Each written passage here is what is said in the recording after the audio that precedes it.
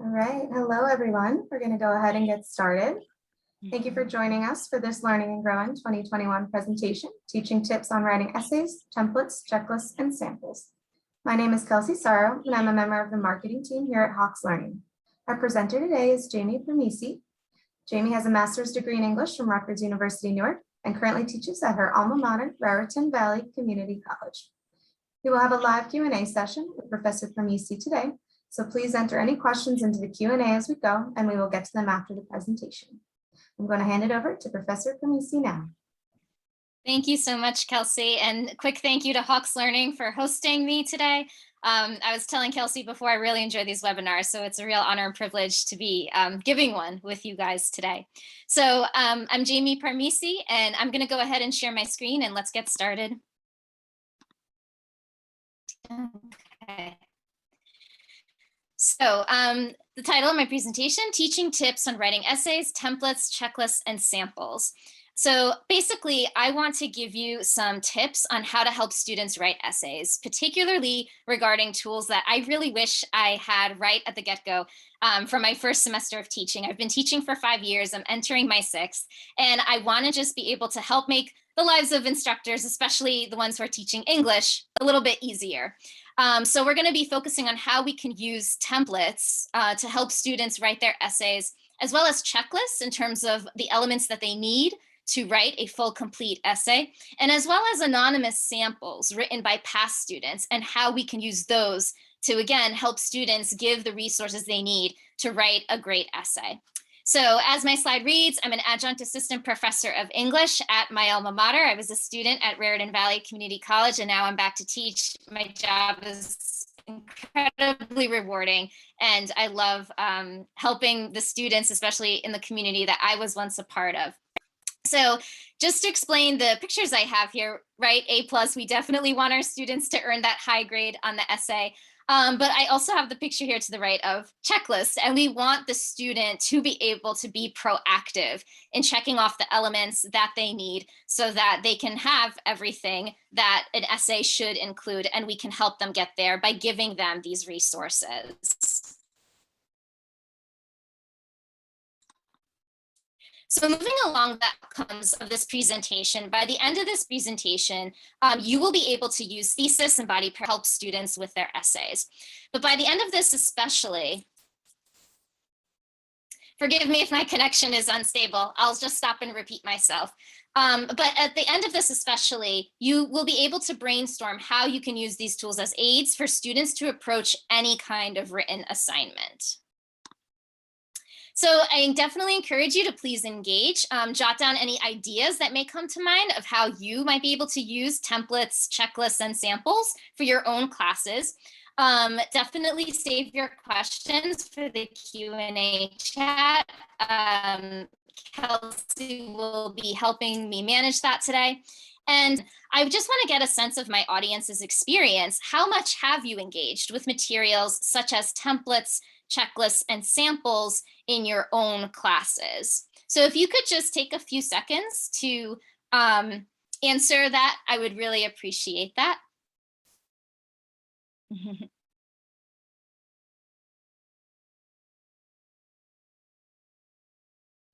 Okay, looks like we're almost there, just a few more people. I think we're waiting on one last person to get their vote in.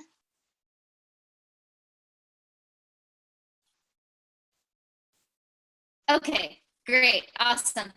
So it seems like quite a few of you have one or two of these maybe, and perhaps not. Oh, thank you so much.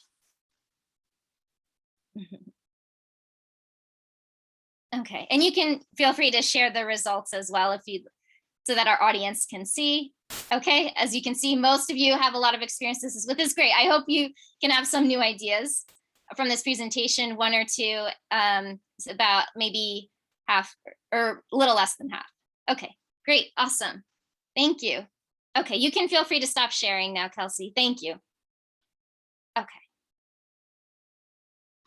All right, So moving along. Okay, so the inspiration for this, you probably are well aware of They Say, I Say with readings. And this is the updated edition that I know at my school we're going to be using this fall. So there is where they have the templates. Okay, so that was really the inspiration.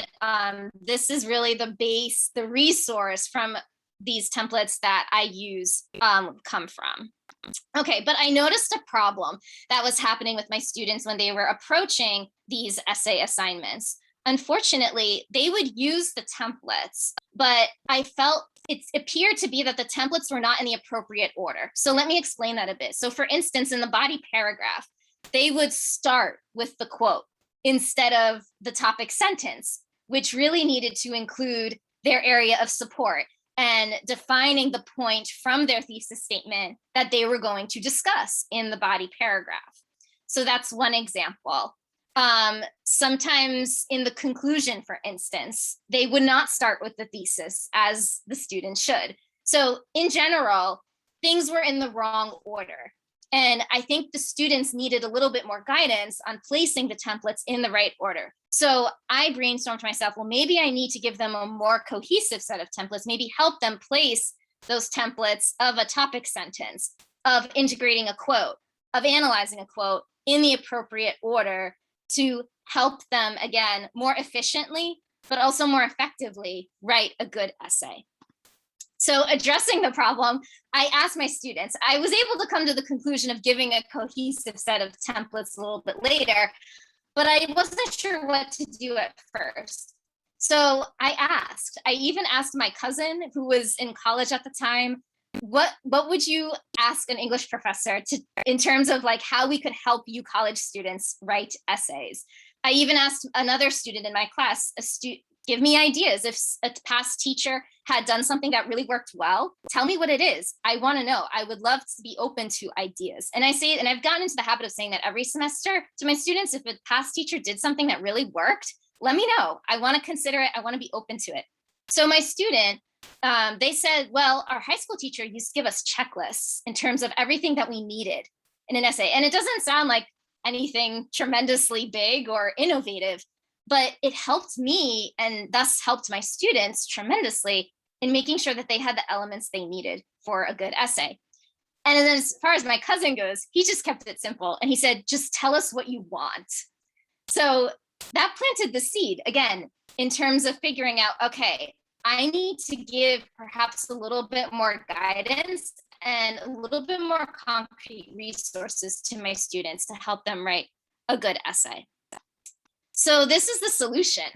So I know I have a lot of text on the screen, but I wanted to just give you some details in terms of how exactly templates, checklists.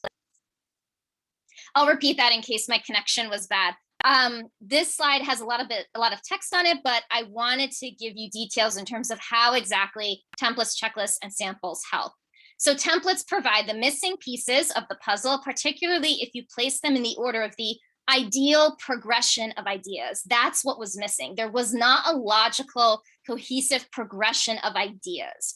And I tell my students, if your writing is not taken seriously beyond RVCC or in other classes, then your ideas will not be taken seriously, which means doors might be closed in terms of the opportunities for you to make a better life for yourself. So that's one reason why I'm so passionate about teaching English composition. But moving on to checklists, ensure that students include all of the elements they need in putting together and planning ahead for written assignments. And they provide an overall skeleton for the structure of a written assignment, such as an essay. And also samples, particularly if you make it anonymous, right? And you do need to ask for the student's permission to have their writing be used anonymously, just for pedagogical purposes only. Samples offer a clear picture of what you, the instructor, are looking for, and proof of how anonymous past students have successfully met objectives of the assignment. It's basically an assurance to students that this assignment can be done. It might seem overwhelming. It might seem insurmountable, especially maybe in English Composition 1, making that jump from high school writing and expectations to college writing and expectations. This kind of helps bridge the gap a little bit, not only technically in terms of their writing, but I think also emotionally in terms of supporting the students to help them feel confident that, yes, they can do this assignment. Okay, so let's look at some materials. Okay, so I'm going to minimize this. So I have my Canvas course shell open just to give you an idea of how I organize the materials. So you'll see here, for instance, for this particular day's module, this is from my summer class that had just ended a few weeks ago. We have process essay number 1. Those are the title of our written assignments. Process essay number 1 grading rubric. Maybe that can be for another presentation. And then I also have sample 1, sample 2 in terms of past anonymous students writing that assignment from past semesters. So I have the essay assignment 1 downloaded already as a Word document.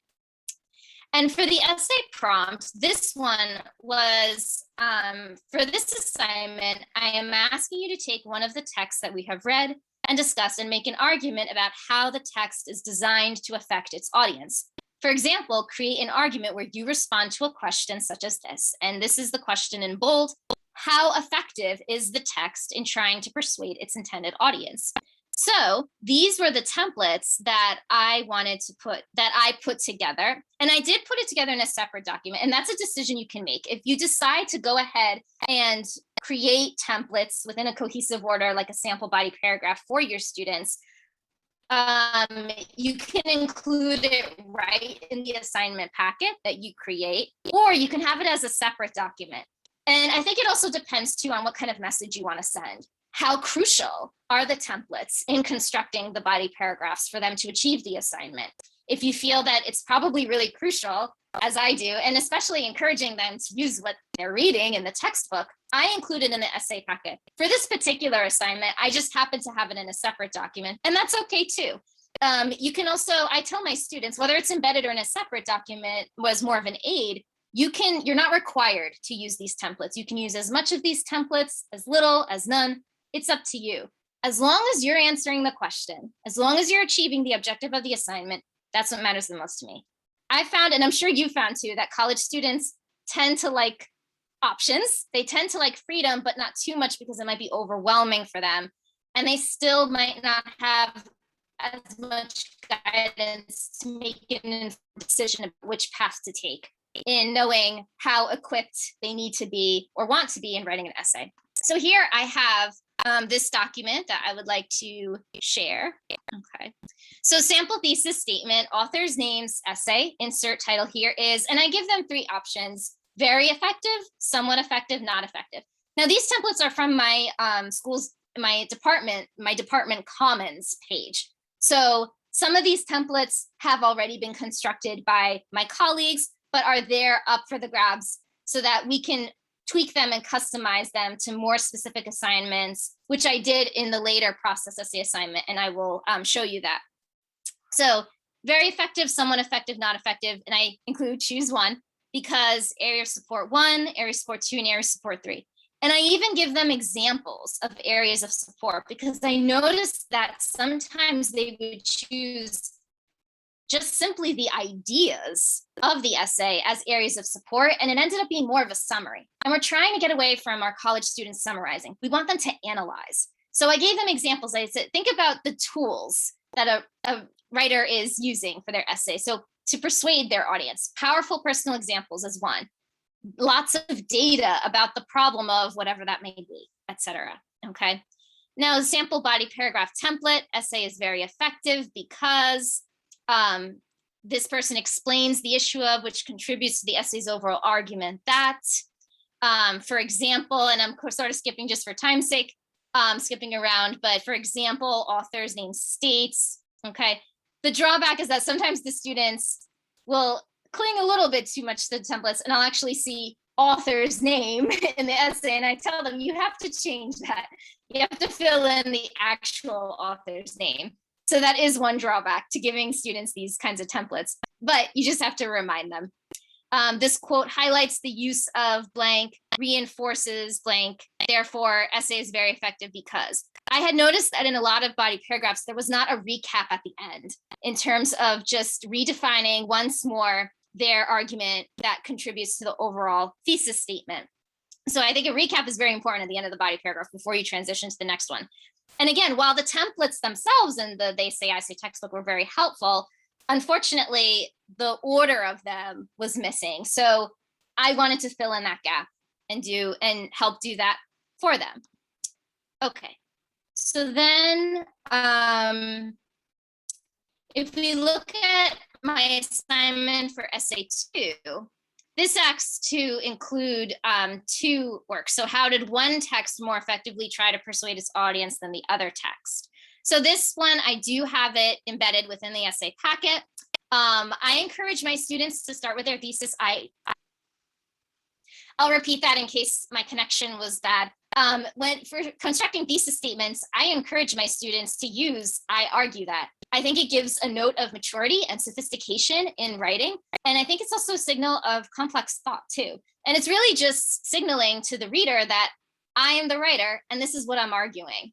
I know students are taught to often avoid but I think as they grow older and as they grow more mature in their writing, they'll know when to use it and when to perhaps not. And this, I think, is a good use of I. So here I have the thesis template, and here I also have body paragraph template. I also include a note here that if your body paragraph starts to run over a full page, feel free to break off with an indentation, because I notice sometimes the paragraphs will last pages and pages and pages. So I include that note as well. And then I have, because we're trying to get students away from just simply comparing one text to another, we use something called the lens skill, where they use one text to help themselves understand more deeply another text. So here I have sentences such as, if we examine this text alone, we can see that the author focuses on the issue of blank. For example, the quote, while text B author makes a good point that whatever that may be, it is limited because, and that really gets them to work with complex thought and really being critiquers too of the text. However, with text A author's help, we can see something new in text B author's observations. Without the first text, we just focus on this, but with the second text, we can see that this is actually happening. And therefore, text A more effectively tries to persuade its intended audience. So I know it's a lot to digest right now, especially given the time frame, but if you help your students digest it, they will be able to put this together and fill in the blanks. And this is exactly using the concept that They Say, I Say advocates for, that none of these sentence starters are, unique intellectual property per se. You're just helping put them together. I also wanted to, especially if perhaps you don't teach English, for my instructors in today's audience, I also assign a bibliography at the end of the semester, an annotated one. So they provide summaries of articles, and then one paragraph summarizes the article, and then the second paragraph talks about how the article helps support their thesis. So it's not an essay, but just an annotated bibliography. So an idea that maybe you could take away from here, I offer sample summaries and sample paragraphs of analysis, and then I highlight the common use of word that they can use. So this article is about, again, the sentence starters, right? This article is going to help me support my thesis, etc. And I even have samples too from anonymous past students of the bibliography as well that way. And again, it's so clear. This source addresses my research question by giving me information on the ways moralizing food is harmful, for instance. I also had a sample for essay 1. Radley Balco wrote a persuasive essay about the American people needing to be held responsible for their own health because he included influential language. He was direct as well as assertive. He was solution oriented when discussing the topic. So great areas of support there. They have specific examples of what I'm looking for. And what I did was, once I got the students' permission, I converted their essay into a Word document. And in place of their name, I simply just wrote anonymous so that the students' privacy and anonymity can be protected. So I'm going to go back to my presentation, play from current slide, because I see we're nearing the end of time. So the end goal is to give students the tools they need with an abundance of options they can choose from so that they feel and are more equipped to approach written assignments with confidence while still building their creativity and a more mature, sophisticated level of writing that they can adopt as their own naturalized expression. And again, for those of you who maybe don't require students to write essays, there has to be some written assignment that you probably require at some point in the semester. So consider using templates, consider using checklists, consider using past anonymous samples of work to give to students. I know it helped my life be a lot easier in terms of just being clear and upfront with expectations. And I also know it's the beginning of the semester, so it's nice to have these tools right on hand, and I'm happy to share them to help make your expectations clear too, just as a jumping start point in terms of your own assignments. So thank you so much. My email is jamie.parmisi@raritanval.edu. I look forward to hopefully hearing from you. Thank you so much for spending your afternoon with me, and I hope you enjoyed this presentation, and I hope that it was informative as well. And best wishes for a productive, successful, and safe fall semester. Thank you. All right, thank you so much, Jamie. We don't have any current questions. We just kind of had some thank you for a great presentation and asking for you to share the templates that you have. And so I will help, Jamie will send those to me and I will get those out to everybody here today. If you or any of your fellow instructors are interested in presenting for our Learning and Growing webinar series, please submit your proposals to the Learning and Growing website, which I'm linking in the chat right now. And if you have any other questions concerning this presentation or anything with Hawks Learning, please direct them to us at marketing@hawkslearning.com. We will be emailing you a link to the viewing of the recording for this session once it is available. Also have one more comment, Jamie, saying thank you so much for an informative and enjoyable presentation. I loved it. So thank you, everybody, and I hope you all have a great rest of your day and a great semester ahead of you. Bye, everybody. Bye.